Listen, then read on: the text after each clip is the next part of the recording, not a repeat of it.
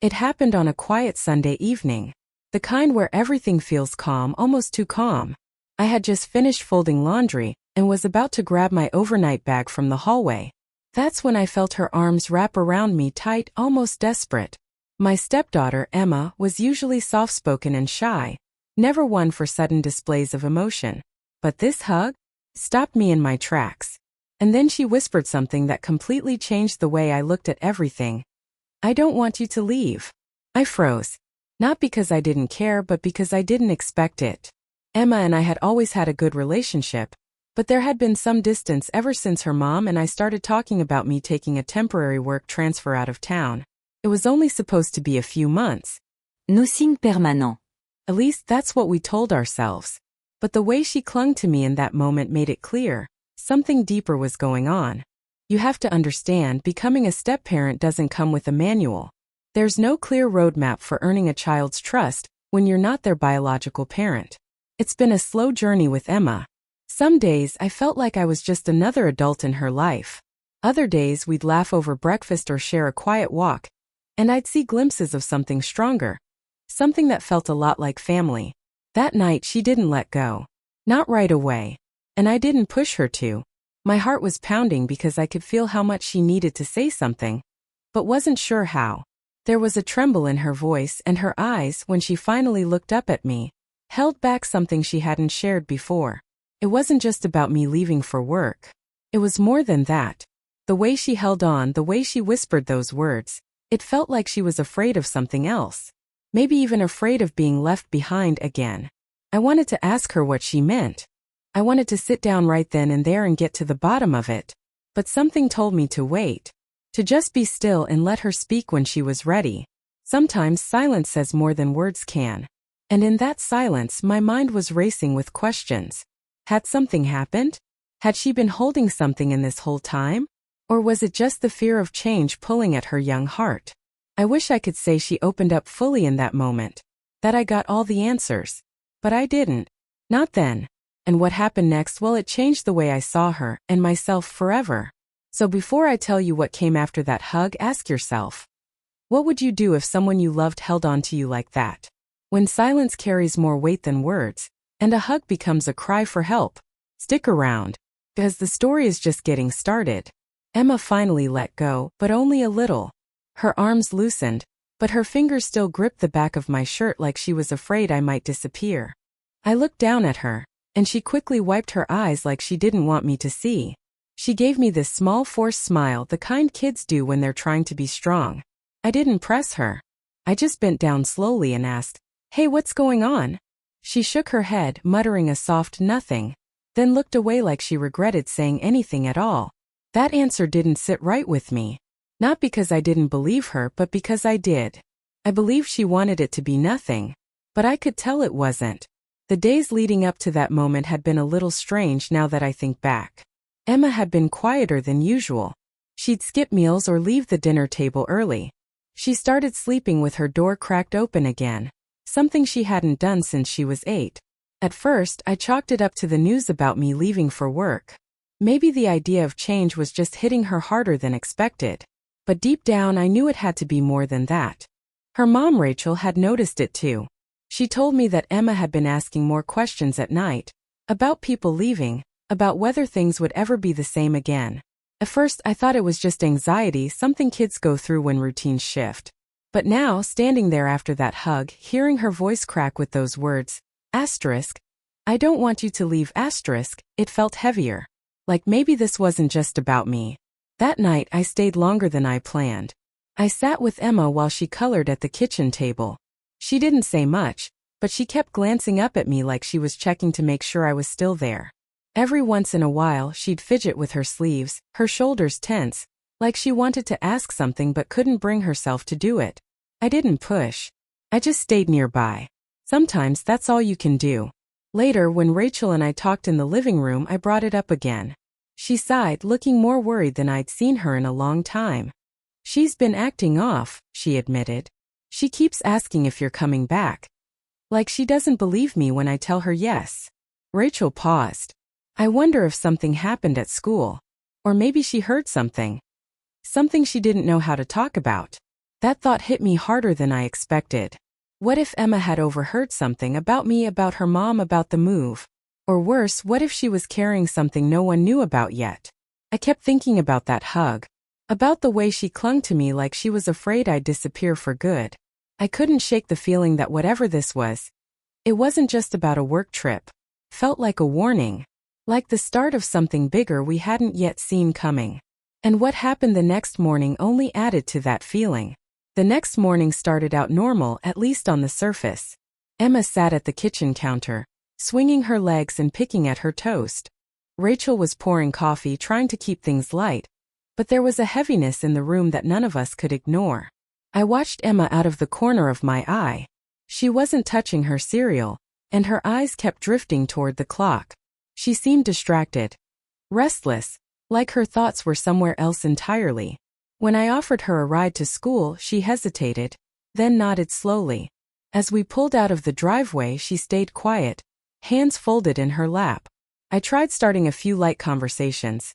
Asked about her science project, the book she'd been reading, even mentioned her favorite TV show, but she barely responded. Her silence wasn't the kind that came from being tired. It was the kind that carried weight, like she was holding something in. Halfway to school, she finally spoke. Her voice was barely above a whisper. If someone says they're coming back, how do you know they really will? That question hit me like a punch to the chest. I kept my eyes on the road, but my grip on the steering wheel tightened. I knew right then this wasn't just about me leaving. This was something deeper. A fear that had been growing in her for a while. I wanted to answer her with something solid, something that would erase her doubt. But all I could say was, sometimes you just have to believe in the people who love you. I promise I'm coming back. She nodded, but her eyes didn't match the motion. Later that day, Rachel called me at work. Her voice was tight, anxious. Emma came home upset. Her teacher said she didn't talk all day. And then, she said something weird when she got home. She asked me if I loved her less because I married you.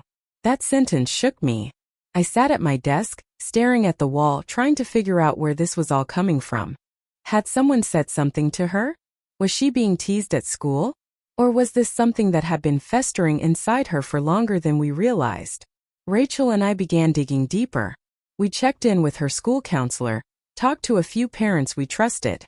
One of them mentioned their daughter had seen Emma crying in the hallway a few weeks back, alone, sitting by her locker. But Emma had brushed it off when asked, saying she just missed her dad. Her biological dad, who hadn't called in over a year. It was starting to connect. Pieces of a puzzle we didn't know we were supposed to be solving. Emma wasn't just afraid of me leaving. She was afraid of being forgotten again. Of getting close to someone only to be left behind just like before. But what none of us realized was that she'd already made a choice. One that would take us by surprise. One that would shake everything.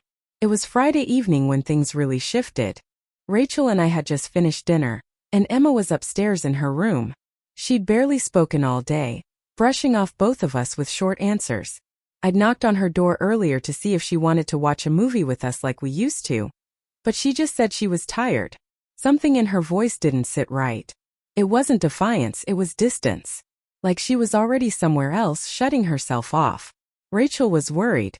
I could see it in the way she kept checking the clock, glancing at her phone, then toward the stairs. "Do you think I've been too hard on her lately?" she asked out of nowhere. "Maybe she thinks I've been choosing you over her." I didn't know how to answer that. We'd both been trying so hard to blend this family, to make sure Emma felt loved, seen, heard. But maybe love isn't always enough when trust gets tangled up in old wounds. Especially when a child is still grieving the parts of their life they don't even talk about out loud. Just as I was about to go check on her, the doorbell rang. It was nearly 9 p.m. I opened the door, and there stood a woman I didn't recognize. Her expression was tense, eyes darting past me into the house. "Is Emma here?" she asked, not even introducing herself. Rachel stepped in behind me. Her face went pale. "Karen." Turns out, it was Emma's biological father's sister. Someone we hadn't seen or heard from in years. She looked agitated, like she'd rushed over without thinking it through. "I need to talk to her," she said firmly. "She reached out to me." That sentence changed the air in the room. Emma had reached out to her aunt? Why? How? We let her in, and Rachel quickly pulled her aside, whispering fast and sharp. I stayed frozen near the bottom of the stairs trying to process everything. That's when I realized Emma's door was open. I rushed up and found her room empty. Her backpack was gone. My heart dropped. I shouted her name. Nothing. The house turned cold with panic. Rachel flew up the stairs, her voice shaking. Karen followed, trying to explain that Emma had messaged her online, asking to talk. Said she was thinking about going away. That she didn't belong here anymore. Rachel's hands were trembling as she dialed her phone. I was already checking the front yard, the side gate, the garage. Nothing. The street was empty. That was when I noticed the small sticky note on my car window. Just one sentence written in her neat little handwriting. Asterisk. I'm going where I'm not forgotten. Asterisk. In that moment, every sound around me faded. It was like the world went still. I had no idea where she had gone or how long she'd been planning this. But I knew one thing. This wasn't just a runaway moment. This was a cry for something we hadn't seen coming. And we had to find her, before it was too late. I grabbed the sticky note off the windshield, heart racing, reading the words over and over again. Asterisk. I'm going where I'm not forgotten. Asterisk. It was short, but it said everything. Emma hadn't just left. She felt abandoned. Invisible. And the worst part was none of us had seen how deep that feeling went until now. Rachel was already on the phone with the police, her voice tight and panicked. Karen stood nearby, clearly shaken, saying Emma had messaged her the day before but never said where she'd go. She just said she needed space, Karen muttered, and that she was tired of pretending she was okay. Every word made the weight in my chest grow heavier. We thought we were doing everything right. But somewhere along the way we missed what she was actually trying to tell us. Within minutes, a patrol car pulled up. We handed over Emma's school photo, told them everything we knew. While Rachel answered their questions inside, I stood out in the yard trying to retrace every step, when she might have left if she had help where she might go. Then out of nowhere my phone buzzed. It was a text. No contact name. Just a number I didn't recognize. The message read, Asterisk. She's with us. She's safe. Don't come looking. Asterisk. My blood ran cold. I showed it to the officer, and everything shifted instantly. This wasn't just a child running away. Someone had her, and they didn't want her to be found. We gave them the number, and within minutes, officers were working to trace it. But it wasn't as easy as we hoped. Whoever sent the message had used an encrypted texting app. A burner number. This wasn't some impulsive act by a scared kid. Someone had planned this with her. Or worse, manipulated her into thinking it was her only choice. That's when Rachel remembered something. Her old tablet, she said suddenly. She had it in her closet. We thought it didn't work anymore, but maybe. We rushed to her room and started digging through the shelves. Buried under old school papers and art supplies, we found the tablet. It was dusty but powered on. And what we found inside made everything spiral further. There were chat messages going back weeks. Conversations with someone she called M. At first glance it seemed innocent, someone offering a listening ear. But the deeper we read, the more disturbing it became. M had been feeding into her fears, telling her she wasn't really loved, that people always leave, that she deserved more. They had told her that if she ever needed a real family, she could come to them. No rules. No pretending. Just a place where she could belong. My hand shook scrolling through it. Whoever M was, they had earned her trust slowly, carefully. They saw her vulnerability and used it. The officers took the tablet. Things moved faster after that, but nothing felt fast enough. Somewhere out there Emma was alone. Or maybe not alone. And someone had made her believe we were the one she needed to escape. We were no longer just searching. We were racing against time. It was just past midnight when the call came in. The number was from the precinct. The officer on the other end sounded tense but hopeful. We've got a location. An abandoned house on the edge of town. Someone saw a girl matching Emma's description being dropped off earlier tonight. My heart skipped. Rachel, who had been dozing on the couch, shot up the second she saw my face. Is it her? She whispered. I nodded, barely able to speak. Within 15 minutes, we were in the back seat of a squad car, racing through the empty streets. I couldn't stop staring out the window, playing every memory of Emma over in my mind. Her laugh when she beat me at board games, the way she always added too much syrup to her pancakes, that quiet hug the night she said she didn't want me to leave. I'd missed something, and now I was praying it wasn't too late to make it right. When we arrived, the house was dark except for a faint flicker from a second-story window. The officers moved in first, weapons drawn, while we waited by the car, breathless. Minutes passed like hours. Then finally one of them emerged, leading Emma down the front steps. Her hoodie was too big, her hair messy, and her eyes swollen from crying, but she was okay. She was okay. Rachel ran to her first, wrapping her arms around her, sobbing. I stood frozen until Emma looked up at me. There was a pause, just a second. But then she let go of her mom and walked straight into my arms.